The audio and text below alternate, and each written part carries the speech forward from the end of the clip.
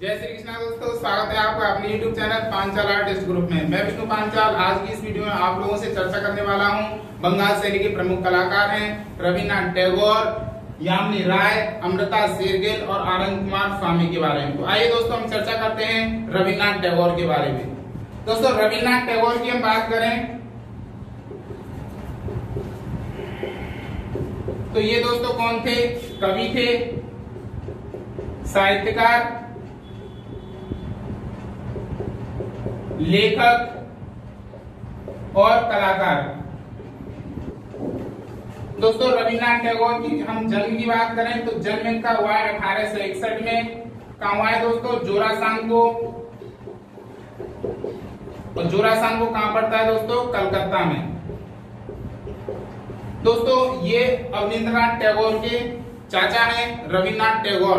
दोस्तों रविन्द्रनाथ टैगोर के बारे में हम एक और चीज जान लें कि यह पहले से भारतीय हैं जिनको कला एवं साहित्य के क्षेत्र में सर्वप्रथम नोबेल पुरस्कार मिला था 1913 में। यानी कि अगर हम बात करें नोबेल की तो भारत में सबसे पहले नोबेल पुरस्कार रविन्द्रनाथ टैगोर को ही मिला था। भारतीय नहीं दोस्तों, एशिया में अगर सबसे पहले नोबेल पुरस्कार की बात करें तो सबसे पहले रविन्द्रनाथ टैगोर को ही मिला था गीतांजलि नामक कृति पर 1913 में। तो ये महत्वपूर्ण पॉइंट है दोस्तों, आपको याद रखना है। नोबेल पुरस्कार 1913 में किस पे मिला है? गीतांजलि। गीतांजलि पर इनको मिला है। भारत में दोस्तों एशिया की बात करें तो एशिया में सबसे पहले इनको नोबेल पुरस्कार से नवाजा गया था।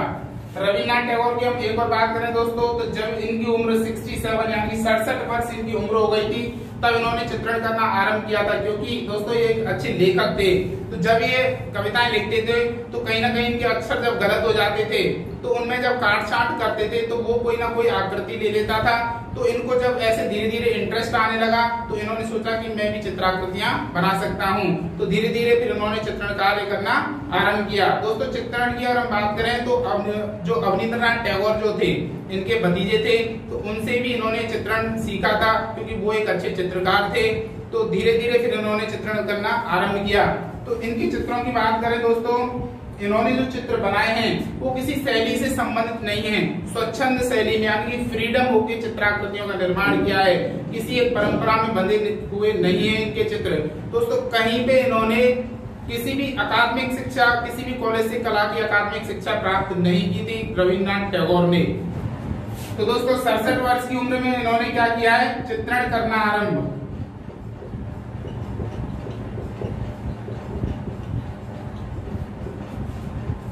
और आपको याद रखना है दोस्तों रविन्द्रनाथ टैगोर के बारे में, इन्होंने 1920 में शांति निकेतन के प्रांगण में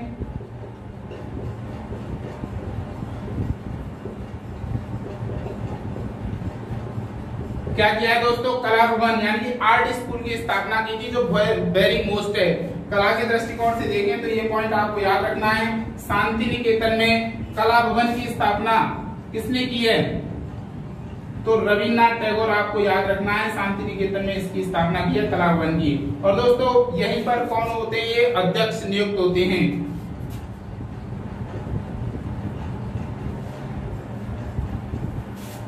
दोस्तों हम इनकी प्रदर्शनियों की बात करें, रविन्द्रनाथ टैगोर की जो चित्र जो थे इनकी प्रदर्शनियां आयोजित कब हुई थी?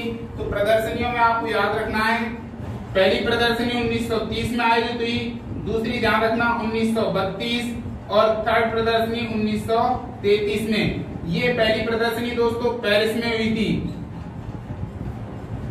जो इनकी प्रथम प्रदर्शनी थी रविन्द्रनाथ टैगोर की, दोस्तों पेरिस की गैलरी थी पिगाल। दूसरी प्रदर्शनी दोस्तों इन्होंने कलकत्ता में आयोजित की और तीसरी प्रदर्शनी दोस्तों इन्होंने मुंबई में आयोजित की। तो दोस्तों ये इनकी कला प्रदर्शनियां थी। दोस्तों रविन्द्रनाथ टैगोर के जो चित्र जो थे इनको देखकर जो दर्शक जो थे काफी हंसते थे, इनकी जो है मजाक उड़ाते थे। तो रविन्द्रनाथ टैगोर बिल्कुल शांत रहते थे। वो ये कहते थे कि मैं जो ये प्रश्न हमसे पूछना चाहते हैं मैं उसका जवाब अपनी शांति से देना चाहता हूँ। क्योंकि दोस्तों इनकी चित्राकृतियों को पागल व्यक्ति की कला कहकर भी पुकारा करते थे दर्शक जो थे। क्योंकि ये जो चित्र बनाते थे उसमें कोई भी लय, कोई भी शैली, कोई भी तकनीक प्रदर्शित नहीं होती थी। कभी कभार तो ऐसा भी होता था कि कहीं फूल या पत्ती अगर कोई मिल गई है तो उसे ही रगड़कर चित्र बना देते थे, या कोई रंग है तो उसे पहले डायरेक्ट धरातल पे फेंकते थे या हाथ से लगाते थे, तब फिर देखते थे कि यह क्या दिख रहा है, तब उसे आकृति का रूप देते थे। तो यही कारण था दोस्तों, इनकी चित्राकृतियों को पागल व्यक्ति की कला कहकर पुकारा गया है कला के इतिहास में। तो ये भी महत्वपूर्ण पॉइंट है दोस्तों, याद रखना कि पागल व्यक्ति की कला किसकी कलाकृतियों को कहा गया है, रविन्द्रनाथ टैगोर की कलाकृतियों को।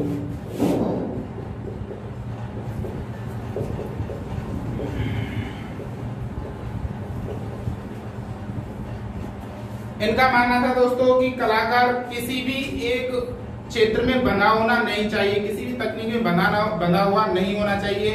कलाकार पूर्ण रूप से स्वतंत्र होता है और उसे अपनी चित्राकृतियों को निर्माण करने का पूरा हक होता है। वो किसी भी क्षेत्र में किसी भी तकनीक में स्वच्छंद होकर चित्राकृतियों का निर्माण कर सकता है। दोस्तों रविन्द्रनाथ टैगोर के हम चित्रों की विषय बात करें तो विषय यानी किस विषय से रिलेटेड इन्होंने ज्यादातर चित्र बनाए हैं, तो भारतीय नारी जो है उनसे संबंधित इन्होंने चित्राकृतियों का निर्माण किया है।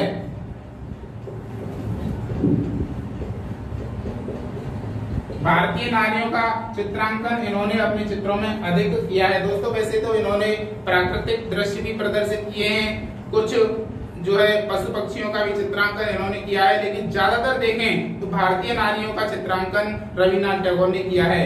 इनके प्रमुख चित्रों की बात करें दोस्तों तो इनके चित्र हैं कूदता हुआ हिरण,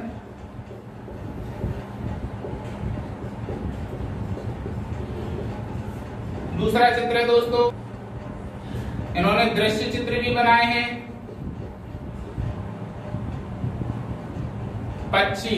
ये इनके दोस्तों चित्र हैं जो आपको याद रखने हैं। दोस्तों 1941 में रविन्द्रनाथ टैगोर की मृत्यु हो जाती है, यानी कि निधन हो जाता है। आशा करता हूं आपको समझ में आ गया होगा। रविन्द्रनाथ टैगोर के बारे में आपको इतना ही याद रखना है। खासकर की बात आपको याद क्या रखनी है, रविन्द्रनाथ टैगोर के चित्र आपको याद रखने हैं, प्लस मैंने स्टार लगा दिया कि शांति निकेतन के प्रांगण में कला भवन की स्थापना कब और किसने की है, तो 1920 में किसने की है, रविन्द्रनाथ टैगोर ने। कौन थे ये, एक कवि थे, लेखक थे, कलाकार थे। दूसरी महत्वपूर्ण बात आपको क्या याद रखनी है, भारत में अगर किसी को सबसे पहले नोबेल पुरस्कार मिला है तो वो है रविन्द्रनाथ टैगोर। कब मिला है, 1913 में। किस पे मिला है दोस्तों, गीतांजलि पे, कला एवं साहित्य के क्षेत्र में। तो आइए दोस्तों नेक्स्ट हम चर्चा करते हैं अमृता शेरगिल के बारे में। दोस्तों अमृता शेरगिल के बारे में मैंने महत्वपूर्ण जो पॉइंट है वो आप लिख दिए आप लोगों के सामने। दोस्तों आपको याद रखना है अमृता शेरगिल का जन्म कब और कहाँ हुआ है। अमृता शेरगिल का जन्म हुआ है दोस्तों 1913 में हंगरी की राजधानी बुडापेस्ट में इनका जन्म हुआ है। इनके पिता भारतीय थे तथा माता हंगेरियन थी। इनके पिता जो थे धनी सिख परिवार के उमराव सिंह इनके पिता का नाम है। इनकी जो माता जो थी वो हंगेरियन थी। तो जन्म की बात दोस्तों याद रखना, हंगरी की राजधानी बुडापेस्ट में 1913 में इनका जन्म हुआ है। दोस्तों 11 वर्ष की आयु में इन्होंने इटली में फ्लोरेंस की चित्रशाला में क्या किया था, कला की शिक्षा प्राप्त की थी। अगर कला शिक्षा की बात है तो दोस्तों याद रखना 11 वर्ष की आयु में फ्लोरेंस की चित्रशाला में क्या लिया है, इन्होंने कला शिक्षा ली है। दोस्तों इन्होंने पेरिस में पियर वेया तथा प्रोफेसर लूसिया सिमो की चित्रशाला में भी कला का अभ्यास किया था अमृता शेरगिल ने। दोस्तों 1931 में इन्होंने अपनी प्रथम प्रदर्शनी का आयोजन किया।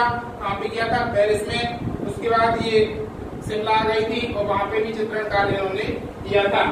अमृता शेरगिल की चित्राकृतियों पर दोस्तों गोंगा जो थे पाश्चात्य कलाकार जो थे उनका काफी प्रभाव था उनकी चित्राकृतियों पर, अमृता शेरगिल की चित्राकृतियों पर। अगर हम विषय की बात करें दोस्तों अमृता शेरगिल ने किस विषय से रिलेटेड चित्र बनाए, तो भारतीय जनजीवन जो है सामान्य जनजीवन से संबंधित अमृता शेरगिल ने चित्राकृतियों का निर्माण किया। आम आदमियों का चित्रांकन किया। आम आदमी की जो पीड़ा जो थी कुल निर्धन गरीब परिवार का जो चित्रांकन अमृता शेरगिल ने किया था। दोस्तों स्त्री का सौंदर्य भी इन्होंने चित्रित किया था। स्त्री सौंदर्य से संबंधित भी इन्होंने बहुत सारे चित्र बनाए थे, जैसे 3 कन्याएं, हल्दी पीसने वाली, केले बेचने वाली आदि बहुत सारे चित्राकृतियों का निर्माण अमृता शेरगिल ने किया था। ओवरऑल स्त्री सौंदर्य से संबंधित भी इन्होंने चित्राकृतियों का निर्माण किया था। दोस्तों इनके प्रमुख चित्रों की बात करें तो इन्होंने दक्षिणी भारतीय ग्रामीण पहाड़ी स्त्रियों का चित्रांकन, वेरी पोस्ट आप याद रखना है इस पॉइंट को, सीधा सीधा पूछ लेता है कि दक्षिणी भारतीय पहाड़ी स्त्रियों का चित्रांकन किस जो है चित्रकार ने किया है, तो आप आंसर दोगे अमृता शेरगिल ने। बधू का श्रृंगार किसका प्रमुख चित्र है? अमृता शेरगिल का। ब्रह्मचारी अमृता शेरगिल का चित्र है। तीन बहनें, केले बेचने वाली, हल्दी पीसने वाली, कथावाचक, लाल मिट्टी का हाथी। इसमें दोस्तों याद रखना, मैंने आपको बताया कि ये दक्षिण भारतीय ग्रामीण पहाड़ी स्त्रियां आपको याद रखना है। तीन बहनें, ये वेरी मोस्ट याद रखना है, कभी कभी पूछ लेता है तीन बहनें किसका प्रमुख चित्र है? तो अमृता शेरगिल का। हल्दी पीसने वाली आपको याद रखना है, किसका प्रमुख चित्र है? अमृता शेरगिल का। तो ये तीन चार चित्र। एक बधू का श्रृंगार, ये भी इनका वेरी मोस्ट चित्र है, क्योंकि ये सिंगल क्वेश्चन आ जाते हैं, कभी कभी सिंगल क्वेश्चन में पूछ लेता है कि बधू का श्रृंगार किसका प्रमुख चित्र है, तो आपको आंसर देना है अमृता शेरगिल का। दोस्तों इनको याद रखना। सम्मान कौन सा मिला है दोस्तों? इनको भारतीय लड़कियां, क्योंकि भारतीय नारी सौंदर्य से संबंधित जो उस समय की स्थिति जो थी उससे संबंधित भी बहुत सारे चित्र बनाए थे। तो अमृता शेरगिल ने भारतीय लड़कियां नामक चित्र पर इनको ऑल इंडिया की fine art and craft society की तरफ से स्वर्ण पदक मिला था। तो ये भी याद रखना है दोस्तों। अमृता शेरगिल को किस चित्र पर स्वर्ण पदक मिला है? मैं स्टार लगा देता हूँ, वेरी मोस्ट है। तो नई दिल्ली की all India fine art and craft society की तरफ से अमृता शेरगिल को स्वर्ण पदक प्राप्त हुआ था। दोस्तों और आपको मोस्टली क्या याद रखना है? इनके चित्रों में लाल पीले रंगों का जो है ज्यादा प्रयोग हुआ है, देखने को मिलता है। लाल पीले रंगों का सर्वाधिक प्रयोग इनके चित्रों में देखने को मिलता है। दोस्तों ये रंगों को बहुत ही सटीक तरीके से अपने चित्रों में लगाती थी। इनका कथन था, मैं रंगों को पूजती हूँ। कभी कभी पूछ लेता है कि यह कथन किसका है, तो आपको आंसर देना है अमृता शेरगिल का। आइए दोस्तों नेक्स्ट हम चर्चा करते हैं आनंद कुमार स्वामी के बारे में। दोस्तों आनंद कुमार स्वामी की बात करें तो आनंद कुमार स्वामी का जन्म हुआ है कोलंबो श्रीलंका में, तो हुआ है 1877 में। दोस्तों जो आनंद कुमार स्वामी के पिता जो थे तमिल में रहते थे, तमिल थे। तमिल से दोस्तों कहाँ चले गए? श्रीलंका चले गए। दोस्तों इनके पिता जो थे बैरिस्टर थे। इनके पिता ने एक अंग्रेजी महिला से विवाह किया था और विवाह के कुछ समय पश्चात ही जो है आनंद कुमार स्वामी के पिता की मृत्यु हो जाती है। और उसके बाद आनंद कुमार स्वामी को इनकी माता जो है इंग्लैंड लेकर चली जाती हैं और इंग्लैंड के बाद वहीं पे दोस्तों आनंद कुमार स्वामी शिक्षा प्राप्त करते हैं और शिक्षा प्राप्त करने के बाद वापस श्रीलंका आ जाते हैं। और श्रीलंका आते दोस्तों एक अच्छे पद पर वहाँ पे नौकरी करते हैं, लेकिन उनका मन नहीं लगता आनंद कुमार स्वामी का। आनंद कुमार स्वामी जो होते हैं इनके मन में भारतीय कला दर्शन के प्रति जो जिज्ञासा उठती है, इनके मन में यह जिज्ञासा, यह भाव उठते हैं कि मुझे भारतीय कला के दर्शन करने चाहिए। तो इसी बात को देखते हुए दोस्तों आनंद कुमार स्वामी वापस भारत आ जाते हैं और भारत में आकर ये भारतीय जो प्राचीन कला है उनके दर्शन करते हैं, जैसे राजपूत पहाड़ी शैलियां हैं, इन सबको करीब से देखते हैं। अजंता की गुफाएं हैं, इन सबको करीब से देखते हैं और इनके बारे में जानते हैं। दोस्तों 1908 से 1913 तक क्या करते हैं? भारत की यात्रा करते हैं। राजपूत पहाड़ी जो आदि शैलियां हैं इनके बारे में करीब से जानते हैं। दोस्तों आनंद कुमार स्वामी ने ये वेरी मोस्ट आप याद रखना, आनंद कुमार स्वामी से अगर कोई क्वेश्चन उठाता है तो यहीं से उठाएगा। आनंद कुमार स्वामी ने लगभग भारतीय कला के ऊपर 20 पुस्तकें लिखी थी।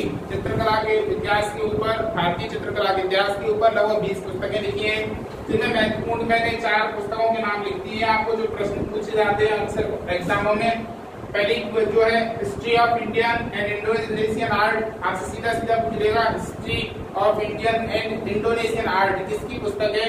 आपको आंसर देना आनंद कुमार स्वामी की। दूसरी है दोस्तों इंट्रोडक्शन ऑफ इंडियन आर्ट, ये किसकी? आनंद कुमार स्वामी की। और जो सबसे ज्यादा महत्वपूर्ण पूछी जाती है तब स्टार लगा देना दोस्तों इसमें, राजपूत पेंटिंग किसकी पुस्तक है? आनंद कुमार स्वामी की। और यह कब लिखी थी? 1916 में, ध्यान रखना दोस्तों। राजपूत पेंटिंग किसकी पुस्तक है? आनंद कुमार स्वामी की। और उसके बाद दोस्तों डांस ऑफ शिवा, आनंद कुमार स्वामी के बारे में दोस्तों इतना ही है। दोस्तों अब हम चर्चा करते हैं यामिनी राय के बारे में। यामिनी राय का जन्म, अगर हम जन्म की बात करें तो इनका जन्म हुआ है 10 अप्रैल 1887। कहाँ पे हुआ है दोस्तों? वेलियातौड़। कहाँ पे पड़ता है दोस्तों? जिला बांकुरा। ये कहाँ पे दोस्तों? पश्चिम बंगाल। यहाँ पे इनका क्या हुआ है दोस्तों? जन्म हुआ है। यामिनी राय की अगर हम कला शिक्षा की बात करें तो इन्होंने आरंभिक कला शिक्षा प्राप्त की है गवर्नमेंट स्कूल से, जो कलकत्ता में स्थापित था।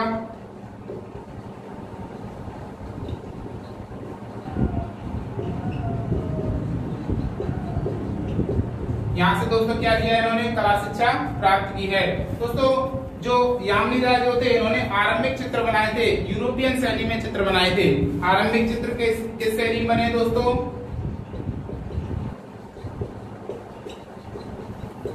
यूरोपियन।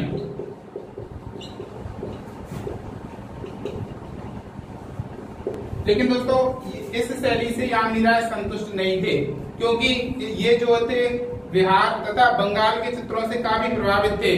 बंगाल की लोक कला तथा बिहार के पट चित्रण से प्रभावित थे। आरंभ में मैंने बताया आपको कि यूरोपियन शैली में इन्होंने चित्र बनाया, लेकिन उससे ये संतुष्ट नहीं थे। तो इन पर यानी बंगाल की लोक कला और बिहार के पट चित्र जो थे जिनसे काफी प्रभावित थे, और फिर धीरे धीरे इन्हीं से संबंधित इन्होंने चित्र बनाए। आरंभ में दोस्तों इनको यानी कि इनको दोस्तों याद रखना छविकार के रूप में क्या थी, ख्याति प्राप्त यानी प्रसिद्ध थे। छविकार के रूप में इनको जाना जाता था यामिनी राय को। अगर आपसे पूछे यामिनी राय को जो किस रूप में जाना जाता था, तो एक छविकार के रूप में इनको जाना जाता था, क्योंकि आरंभ में छवि चित्रों का निर्माण इन्होंने यूरोपियन शैली में अधिक किया था। विषय अगर बात करें दोस्तों, यामिनी राय ने किस विषय से संबंधित चित्र बनाए, तो इन्होंने ग्रामीण लोक कला, ग्रामीण लोक जीवन तथा धार्मिक चित्रण इन्होंने अधिक किया है यामिनी राय ने। दोस्तों यामिनी राय जो थे, ये जो घूमते थे गांव में, देखते थे तो वहां पे कुमार जो होते हैं, बुनकर हैं, खिलौने बनाने वाले हैं, गुड़िया बनाने वाले हैं, तो इनको देखते थे। ये रियलाइज करते थे कि इन्होंने कहीं पे अकादमिक शिक्षा ग्रहण नहीं की है। जो ग्रामीण जो कलाकार हैं, जैसे कि बुनकर हैं, कुमार हैं, गुड़िया, खिलौने बनाने वाले हैं, तो अनायास ही इन्होंने कला का जो है इतना अच्छा विकास किया है। तो इसी तरीके से हमें भी कला का निर्माण करना चाहिए। तो इन चीजों का इन पर काफी प्रभाव पड़ा था यामिनी राय पर। दोस्तों चित्रों की बात करें, इनके प्रमुख चित्र कौन कौन से यामिनी राय के, तो संथाल नृत्य, अंतिम भोज, बिल्ली व केकड़ा, ढोल वादक, ईसा मसीह श्रृंगार, सीता की अग्नि परीक्षा और 3 पुजारिने, ये प्रमुख चित्र हैं। दोस्तों ये चित्र आपको विशेष याद रखना है। 3 पुजारिने इनका महत्वपूर्ण चित्र है। आपसे पूछ लेगा कि 3 पुजारिने किसका प्रमुख चित्र है, तो आप बताओगे यामिनी राय का। दोस्तों इनके चित्रों की विशेषताएं आप याद रखना, जैसे मैंने नीचे मेंशन कर दी हैं कि आंखें ये जो थे अपने चित्रों में बड़ी बड़ी बनाते थे, नुकीली आंखें, कानों तक खिंची हुई आंखें बनाते थे, बहुत अधिक चटकीले रंगों का प्रयोग करते थे। आकृतियां जो थे ये अलंकारिक आकृतियां बनाते थे, यानी कि सजावटी आकृतियां बनाते थे अपने चित्रों में, और चमकीले रंगों का प्रयोग ये करते थे। प्रदर्शनी और सम्मान की बात करें दोस्तों, तो 1950 में एकल प्रदर्शनी का आयोजन किया गया एशिया गैलरी न्यूयॉर्क में। तो ये महत्वपूर्ण चीज आपको याद रखना। सम्मान कौन सा मिला इनको, पद्म विभूषण कब मिला है, 1955 में यामिनी राय को जो है सम्मान मिला है। विशेषता में याद रखनी है, मैंने आपको बताया अलंकारिक आकृतियां इन्होंने बनाई हैं। अपनी आकृतियों में ये बड़ी बड़ी आंखें बनाते थे, नुकीली आंखें बनाते थे, कानों तक खिंची हुई, तथा चमकीले रंगों का, लाल, पीले, नीले, हरे, इन चमकीले रंगों का प्रयोग अपने चित्रों में ज्यादातर करते थे। तो आशा करता हूं दोस्तों आपको समझ में आ गया होगा। यामिनी राय के बारे में आपको इतना याद रखना है। एक और महत्वपूर्ण चीज आपको याद रखनी है कि यामिनी राय पर किन पाश्चात्य कलाकारों का प्रभाव था, तो आपको याद रखना है माने और वान गो, इन पाश्चात्य कलाकारों का प्रभाव इनके ऊपर रहा है, यानी कि यामिनी राय के ऊपर, यामिनी राय के चित्रों में इन पाश्चात्य कलाकारों का प्रभाव देखने को मिलता है। दोस्तों इनका निधन कब हुआ है, 1972 में यामिनी राय का क्या हो जाता है दोस्तों, निधन हो जाता है। ऐसा करता हूँ आपको समझ में आ गया होगा। रिपीट कर देता हूँ, यामिनी राय का जन्म 10 अप्रैल 1887 बेलियातोर बांकुड़ा जिला पश्चिम बंगाल में हुआ है। दोस्तों इन्होंने गवर्नमेंट स्कूल ऑफ आर्ट से कला की शिक्षा प्राप्त की थी, जो कलकत्ता में स्थापित है। दोस्तों याद रखना आरंभिक चित्र इन्होंने यूरोपियन शैली में बनाए हैं। इन पर किसका प्रभाव था, बंगाल की लोक कला तथा बिहार के पट चित्रों का प्रभाव इनके ऊपर स्पष्ट रूप से देखने को मिलता है। दोस्तों विषय क्या है, ग्रामीण लोक जीवन तथा धार्मिक जो है कथाओं का चित्रांकन इन्होंने अपने चित्रों में प्रदर्शित किया है। दोस्तों प्रमुख चित्र जो है कौन कौन से, संथाल नृत्य, अंतिम भोज, बिल्ली केकड़ा, ढोल वादक, ईसा मसीह। इसमें सबसे प्रमुख चित्र याद रखना 3 पुजारिने, ये आपको याद रखना है, वेरी मोस्ट है।